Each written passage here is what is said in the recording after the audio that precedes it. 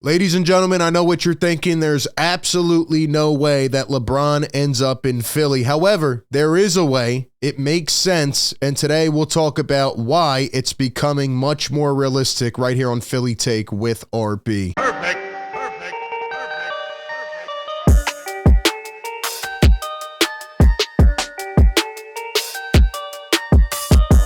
What is up, everybody? RB here. Welcome into the show. Appreciate everybody who has constantly been supporting us on all platforms. Continue to do so. And as always, drop a like on this video and subscribe to the channel so you don't miss any of the coverage. All-Star break is here. And with the recent reports coming out in prior days, I think it's a really good time to make this video because I wasn't buying it either. However, we're starting to get little hints. They're dropping left and right, and we're going to talk about why this could actually happen. I will break it down for you, but my question of the day to the people out there, I can't believe I'm asking it, would you entertain 40-year-old LeBron James on the Philadelphia 76ers next year? Give me your thoughts down below in the comments section, and before we jump into mine, a shout out to our sponsor of today's video. Shout out to the sponsor of today's video, Southern New Hampshire University. It is 2024, and with a new year comes new goals. If one of your goals this year involves going to college, then I have the perfect opportunity for you. SNHU allows you to turn passion for sports into a degree with their online sports management program. You'll get to learn about the business and economics of sports, sports management principles, and how to gather and analyze data. This degree can help you prepare for a career as an athletic director, sports information director, marketing manager, and even other exciting roles in the industry. You'll get to tap into SNHU's network of grads working in sports-related organizations. You'll even get to take advantage of an internship or experiential learning course within the field. SNHU has one of the largest accredited nonprofit online degrees in the country. They are radically affordable, and their online tuition rates are some of the lowest in the nation. So go down to the description right now of this video, click the link, go to snhu.edu/PhillyTake to request free info about the program and start your new year off on the right path. Upon request, a real person will even hop on a call with you to discuss how the program can benefit you personally. Once again, check it out. Click the link down below.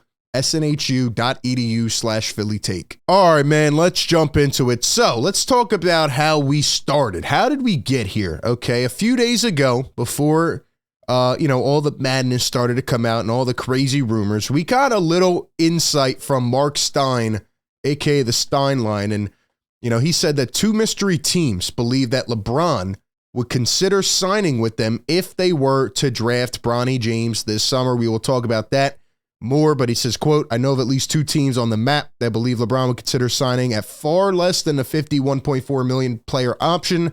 If Bronny is on the roster, there might be more. Okay, interesting. Didn't really take too much away from that. But then yesterday, as I'm just sitting around hanging, I get a bunch of inbox messages from people saying, yo, the Sixers could get LeBron. I'm like, what are you talking about?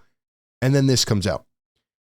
Per Woj and Ramona Shelburne, two teams inquired about trading for Bron at the deadline. Keep in mind the Lakers, have just stayed afloat. They're not doing anything crazy this year. It's been a weird year in the NBA, but the Lakers have definitely been disappointing, and it doesn't really seem like they're going to be able to get back up, to being a solid, viable playoff contender. Maybe if you get there with Bron and AD, you have a chance, but they just don't seem to be that solid of a core, with the surrounding pieces this year. And apparently, the Sixers are one of the teams that reached out about trading for LeBron.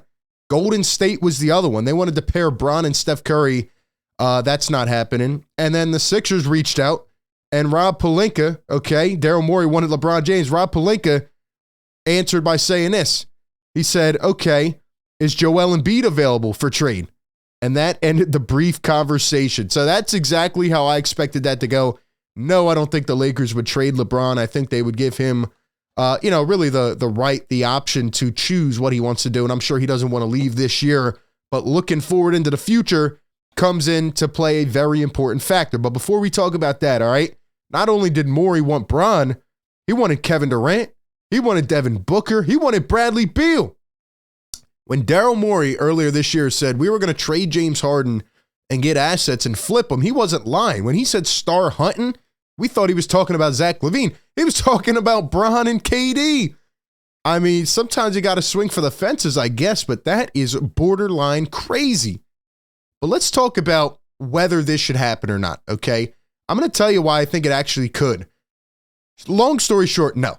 No, I don't want LeBron on the Sixers, and, sure, it would be a wild thing to see Bron suiting up in blue, red, and white and going out there at the Wells Fargo and making it happen, but number one, LeBron James is 40 years old, right? He doesn't play as many games anymore. He's injury prone in some senses, and although he's one of the greatest basketball players ever, as we know with the Sixers, you have to worry about guys staying healthy. I don't know if he could in the long term. From a positional standpoint, it almost makes perfect sense in terms of what the Sixers need, right? A guy to come in at the forward position, be another ball handler, be able to facilitate, take pressure off Maxey, etc. It makes sense from that standpoint, but LeBron James is up there in age, and I almost feel in another way that he would just take all the shine, right? All we would hear about is Bron. We wouldn't hear about Joel Embiid or Tyrese Maxey, and if the Sixers were to ever get him and win a championship, all the spotlight would be on LeBron James. And I don't know if I really want that for the core of this team. Maybe it doesn't work out long-term with Joel. Maybe they never win a chip. But I don't know if I want it to be a LeBron championship, okay? That's number two. And number three, getting LeBron James would mean that your cap space plan gets turned upside down, and you probably would not be able to upgrade the rest of the roster. Now, maybe you could get a bunch of vet men saying, oh, well, we want to play with Bron. We want to play with him in Philly and Joel, etc. Maybe you could get guys to sign that way, kind of like the Phoenix Suns did this past offseason, but that's still a long shot. Now, let's look at this from a team standpoint, okay? We pull up the Sixers roster and their salaries for this next year. And all we've been talking about is this masterful cap space plan.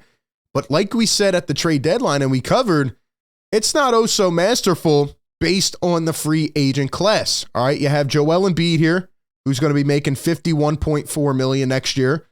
You have B-Ball Paul at $7.7 million, and that is only guaranteed if the Sixers make it past the first round of the playoffs. If not, they could waive him with no dead cap. And then Tyrese Maxey is at a $13 million cap hold. Obviously, he will get his extension, but that will come later on so that they can go over the cap. But right now, that's all you got on your books, okay? So the Sixers are projected to have somewhere around, let's say, give or take 60 to 65 million in cap space. They're probably going to want to re-sign Buddy Hield, given what they gave up for him, and they can do that using his bird rights. They'll still have a good amount of cap space left over. If they go and get LeBron, this whole thing is thrown out of proportion. Then you're going to have to be clawing at the ends of the roster to try to pick up some pieces, kind of like Phoenix did. And we see when you build a team top heavy like that, it's not so perfect nowadays, given the new CBA. Here are the free agents for this upcoming summer, okay? LeBron James, who has a $51.4 million player option. Paul George with a $48.8 million option, and he is definitely a viable candidate for the Sixers. However, if the Clippers continue to play like this, if they go and make a playoff run, it's more likely than not that he's going to re-sign and stay in LA long term. So say you miss out on Paul George. Are you going and overpaying Klay Thompson this summer? Do you want to bring back Tobias Harris? Do you want to bring back James Harden? That's not happening. Siakam likely to stay in Indiana. Anunoby likely to stay with the Knicks. All right, Drew Holiday not happening. So you look at the rest of these guys, it's not a strong free agent class. And here's why I think it could happen. Because Bron might be the only one willing to move. And I want to go back to what Marc Stein said. It all has to do with his son.